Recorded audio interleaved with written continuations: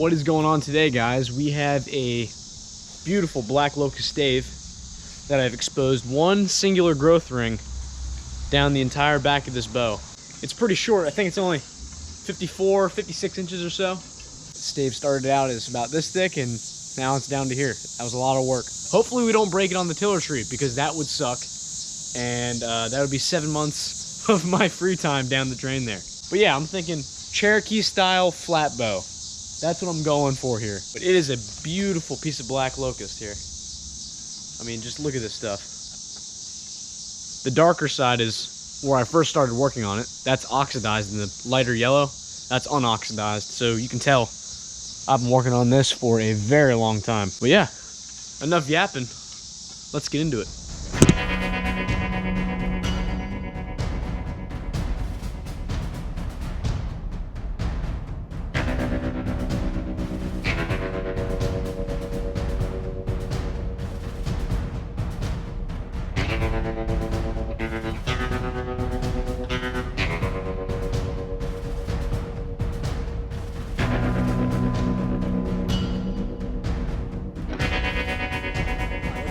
We're doing a bend through the handle eastern woodland style bow.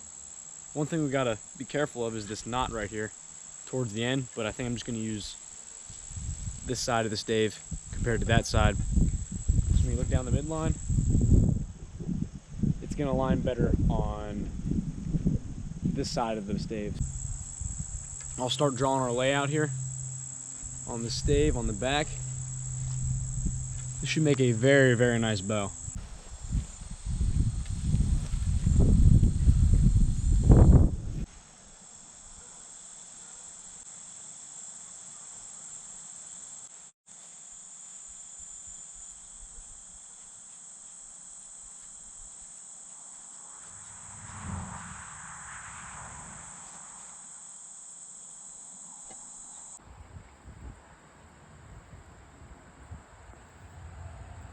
So right now our design is basically pretty wide at the handle and a very, very slow taper all the way down to, I don't know, maybe 1.5 inches at the tips. But you also have to consider it's not going to be that wide at the tips when I make our self nocks right here. It's going to be like a tapered knock. So initially for this bow, I wanted to have a certain kind of taper knock like you see here, but I later decided on putting these almost diamond shaped ones because I thought they looked cooler and I had never tried them before, so I did those instead, I think. So that's my plan. Start it wide and then slow taper off for 54 inches of beauty and weaponry. All right, been thinning this out here and made some decent progress, as you can see, but we still got a ways to go on this side.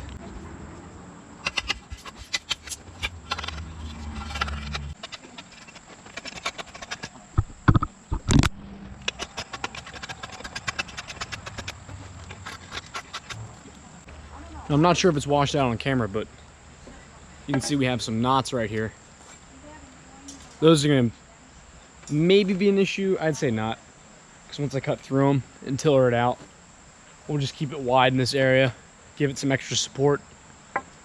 And yeah, we don't have too many, but I'm pretty sure most of these are going to get bottomed out probably somewhere around here, so we should be all right. So this is actually my first time working with black locust, and to work with it for the first time and make a bow out of it, you can really understand the properties of the wood. I love the color of it. I also noticed that it splits very easily, so it's easy to take off large amounts when you need to, but that can also be a negative thing when you're trying to do fine work and thin it out with a draw knife. I really, really do like black locust. I'm 100% going to make more bows out of this stuff in the future.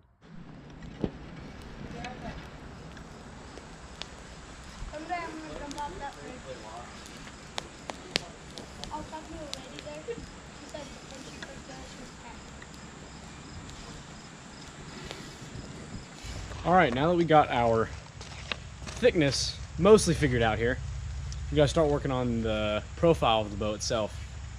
So like I said before, we're just gonna start out in the middle of the bow at about, I don't know, 1.5 inches or so, and then taper it all the way down to about 7/8 the tips.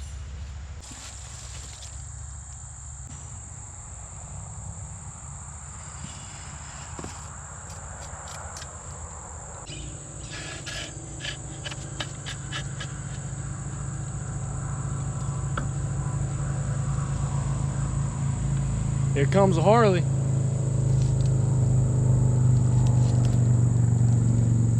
Brother.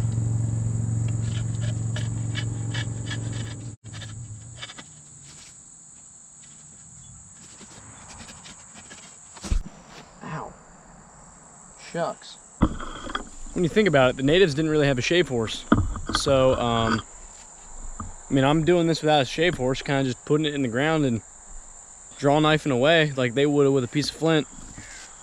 I'm pretty much doing what they were. That's cool. It's a cool thought I never had before.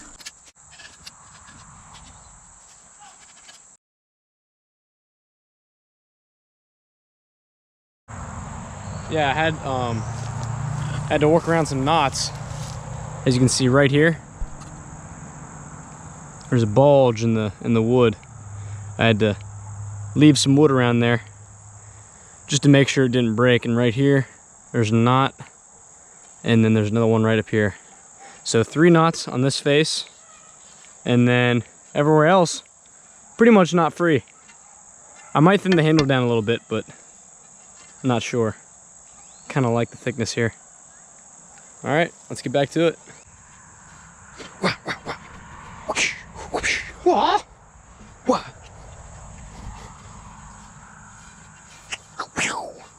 All right, everybody. Been working on this thing for a little bit here. Sun's starting to go down, so I'm gonna wrap it up for today. We got a pretty good rough out here, as you can see. Pretty thin, decently. It's ready for floor tillering. And then once it gets floor tillered, I'll put on my tiller tree and we'll bend the limbs and get it to full draw. I'm going for 45 to 50 pounds-ish at 28 inches. So hopefully this 58 something inch bow can handle that, especially with these little knots up here, but I think it can. Enough yapping, I'll get back with you guys. We are back in the shop, ready to do some fine tillering, but before we can do that, we're gonna have to use a saw and a chainsaw file right here, and we'll have to cut some notches right into the tips here. And they're gonna be pretty narrow, but I'm not too worried about it. Black Locust is a strong wood.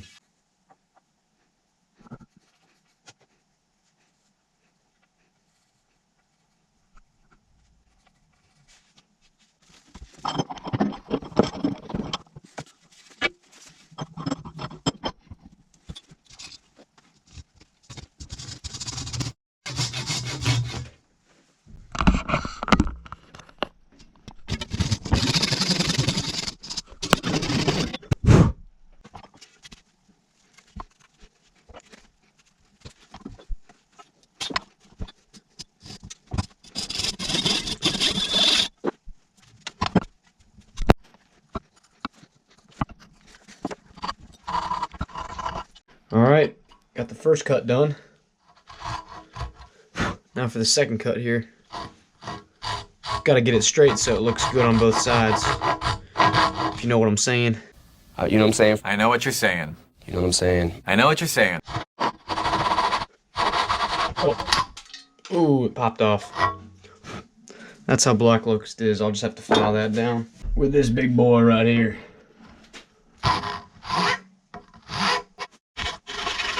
Just kidding. I'm gonna use the saw again because the file wasn't working. Yeah, I'm gonna clean these up good, don't y'all worry. Ooh-wee, does that look rough? We'll fix it, don't worry. All right, one knocked down, one to go. I'm gonna use this little glove here just to keep the vise teeth from digging into my precious wood.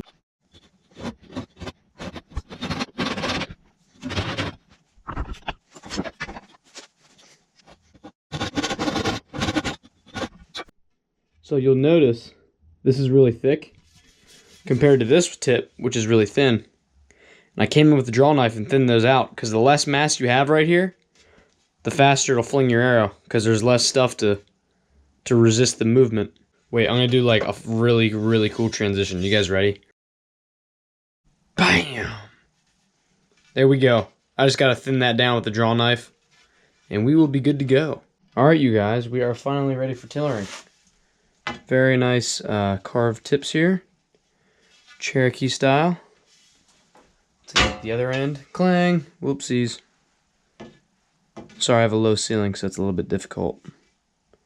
But I'd say that's a pretty dang good job if I don't say so. If I do say so myself. Goodness. Let's get on to tillering.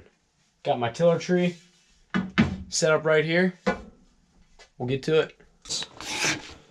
I'm really starting to thin out the end of these limbs here because these are a little bit stiff and a tad thick right now.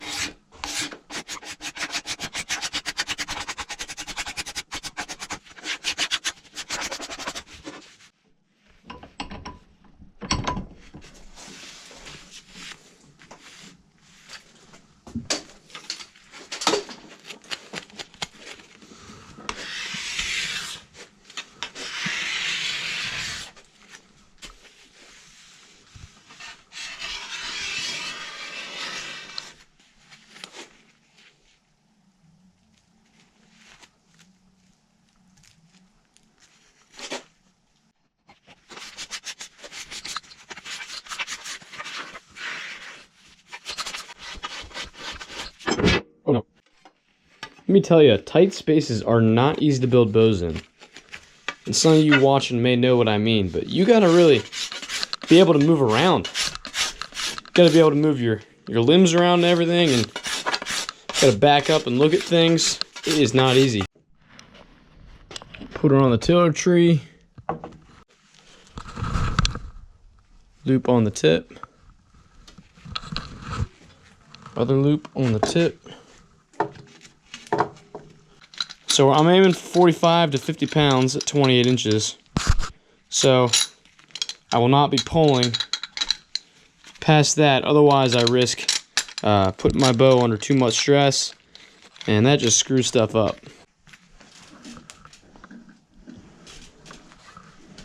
Seen some good bending. Good bending in the handle.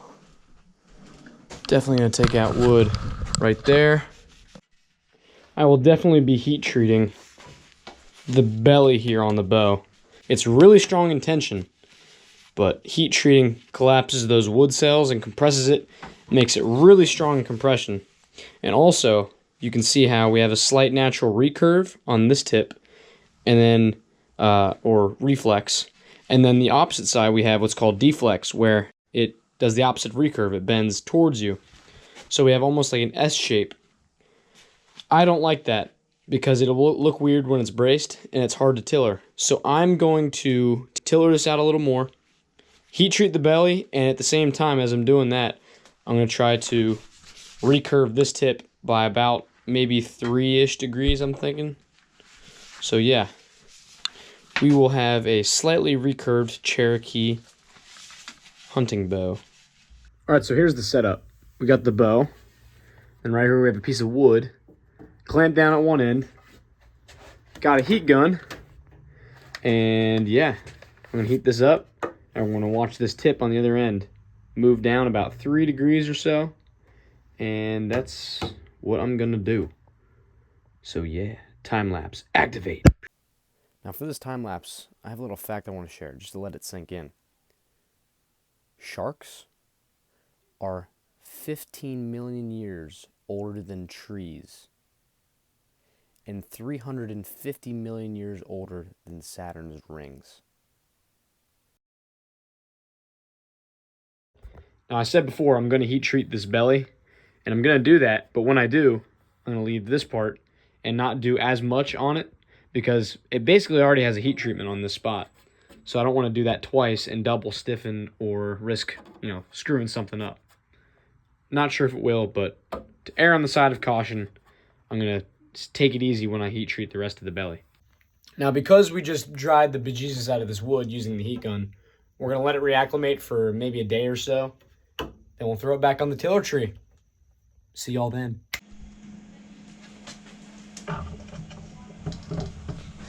So if you look very closely, you can see on that left limb, which is my bottom limb, it's bending slightly more than my top limb, which is good because I'll have a arrow rest right here, and I'll be knocking into, a little bit offset. So this bending more, slightly, isn't a bad thing necessarily, if that's my top limb right there.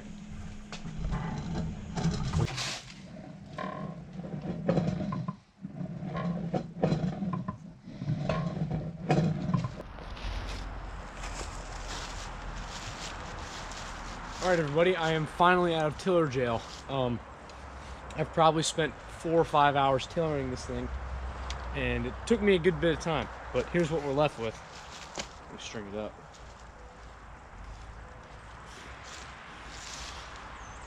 Very decent brace, slightly above my thumb there, as you can see. And not bad at all, huh? So now my plan is to heat treat the belly to give it a little bit of compression, help so it doesn't crystal, because I do have these knots here, as you know. I'm going to cut myself some slack because this is a character bow with a lot of knots I had to avoid. So that has a lot of potential for weak spots. And I did make a mistake. I scraped a little bit too thin right here. That's something I'm worried about. It's not hinging, but it could. So I'm gonna heat treat and retiller. Now we're good to shoot, and yeah.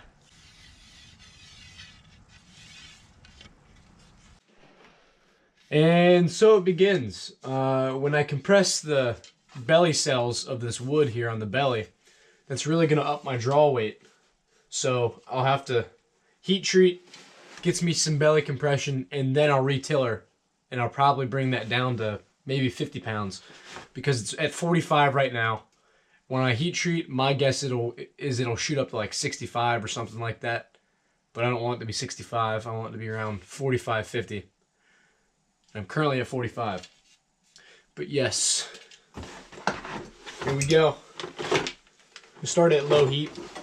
Slowly heat up the wood so I don't scorch the outside. I really want to slow cook it, almost like cooking chicken, right? You got to get to the inside, heat it up slowly, and then that slow cook is really what gets the job done. So cue the time lapse. Yo, we're back with another time lapse. That means we got fun facts as well. Limes sink in water while lemons float. Kind of crazy. Australia is water than the moon. And once when I was 10, railroad coupling tool fell and stunned smack between the eyes. So that hurt. And I don't know how that's affecting me today, but yeah, no. India was the only source of diamonds until 1896, which is crazy to me because it's just carbon. You're telling me that nobody else in the world was finding these shiny little rocks, but the New Delhi people were like, "Yep, we have diamonds, and nobody else does." It's what? What? All right, so it turns out that when you heat treat a bow, any heat correction you've done before the heat treat recorrects itself. So I have this end clamped down where I had to put in that recurve earlier in the video. Got this rock under here with some sandpaper as a pad. Sandpaper part abrasive facing down, obviously. And then all the way over here with, no clamp. But anyways, it recorrected itself to where this thing was like this again.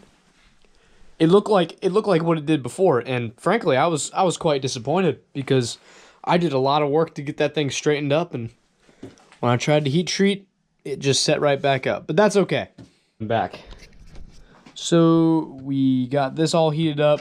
Got a little 9-pound anvil on here, and yes, ow, that is hot. But yeah, we got this all rigged up. We'll let it sit till it cools down completely. I'll let it reacclimate for the next 3 days. Then we'll retiller it. And the good thing about this is that's a high stress area for compression. And I just compressed every single wood fiber or wood cell in that area.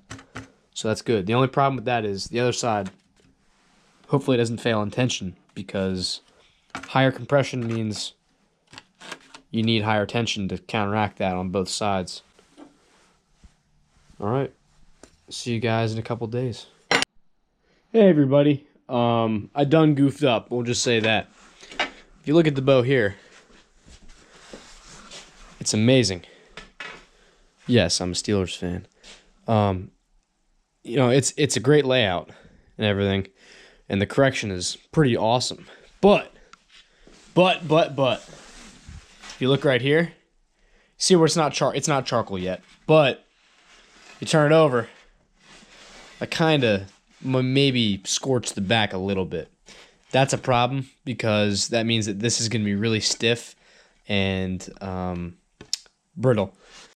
So I'm going to retiller this and be extremely careful because this bow is, from harvest to working on this, it's taken me 3 years of wait time on this wood to season, and then another almost an entire year to complete this bow.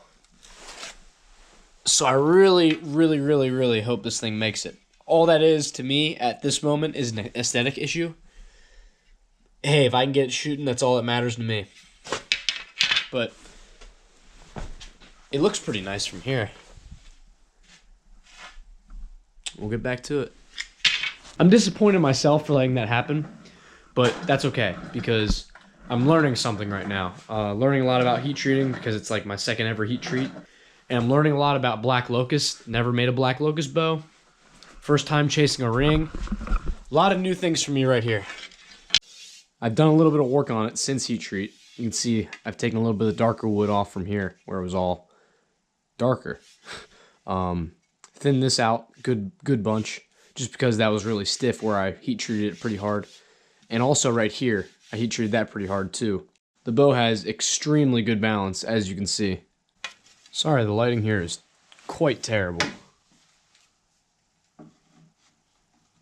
But you guys don't mind, because you're good viewers, right? Thank you. Let's see how she fares. Keep in mind, this is a long string tiller.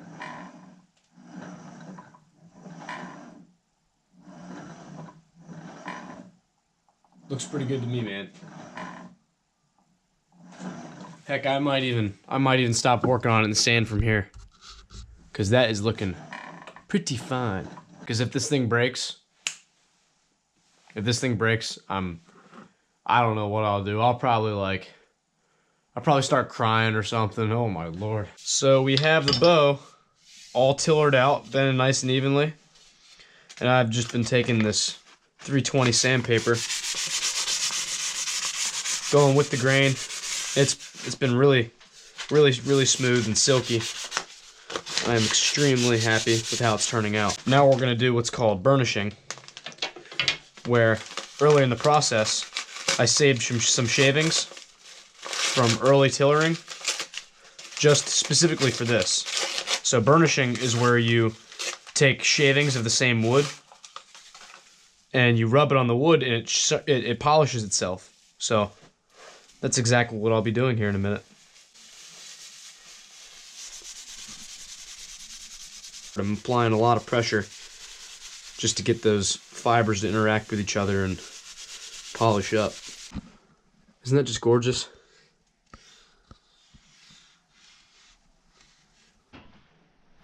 After I'm done burnishing here, we'll slap on some tongue oil. Greetings and salutations, fair viewers of East Coast Lithics. I just finished making the string here, as you can tell by the tag ends. It's it's actually a pretty good string. I'm very proud of the job I did. Did a Flemish twist. But anyways, I have some news. I thought I'd alert the populace that we have a crack. Yes, a crack on the limb, about right here. That crack, as you can tell, isn't the end of the world because this is still braced and I feel comfortable enough to put my face right next to it. So it's fixable. Well, my plan is to get something fibery. I don't know, whether it be jeans or thread or sinew, something like that. I'm going to fill the crack up with super glue, saturate it. Then I'm going to lay down my fiber, my patch, with some Titebond 3 wood glue. Then I'm going to wrap it with serving material which you would put on your bowstring. I'm gonna wrap that all the way around to squeeze it and hold it tight. And then I'm gonna coat that serving layer with some more wood glue. I'm basically trying to mimic how wood acts in tension, which is gonna be difficult, but I think it can be done because many people have done it before. And I'm not about to lose this bow. I've been working on this for 12 months. I'm not giving up on this thing. And if it doesn't work out, heck, I'll start working on another black locust bow. I'm definitely uploading this video just because of the amount of work I put through it, if this doesn't work out. But if it breaks, you're gonna see a broken bow, I guess. I'll just start on another stave because I have a lot of black locusts. I'm a lucky guy. Oh my. How bad is it, Doc? I don't know, but I'll try to save her. Serving. Serving. Nurse, that's the tape. Serving. Thank you.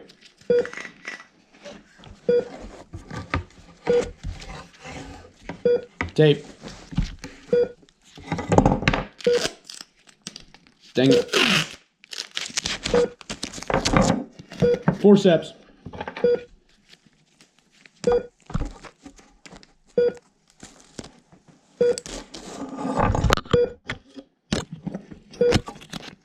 Scissors.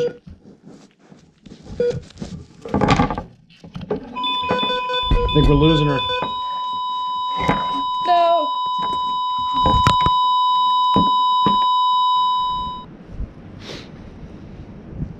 Hey, what's going on? Unfortunately, the bow has succumbed to a post-operative fatality. So, yeah. I did a pretty good job of patching her up, which actually was the problem.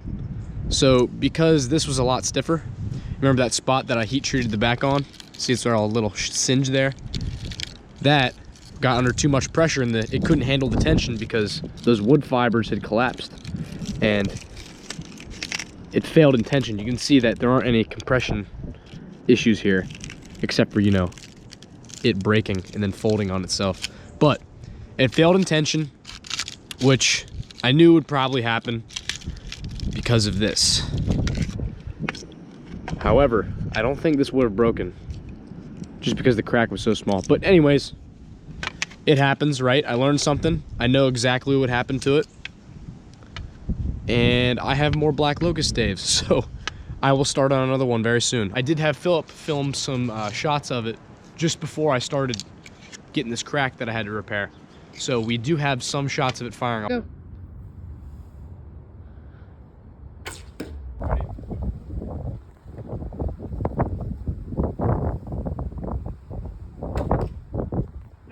This just happens. I'm not the first person to break a Selfbow here in my area. You know how many thousands of times did a bow break? It's weird seeing these two pieces right next to each other. I almost knew this was gonna happen. I had a feeling, but sometimes you just gotta go with it and hope it works. It didn't this time, and that's all right. But I'm learning something. That's what I'm getting out of this. No tears are being shed over a stupid piece of wood. If you guys like watching me make Selfbows and stuff, and you know, seeing me shoot them, which you haven't yet, really, except for the shorts, let me know in the comments, because I like making these kind of videos, and I think I can make some pretty fun ones in the future.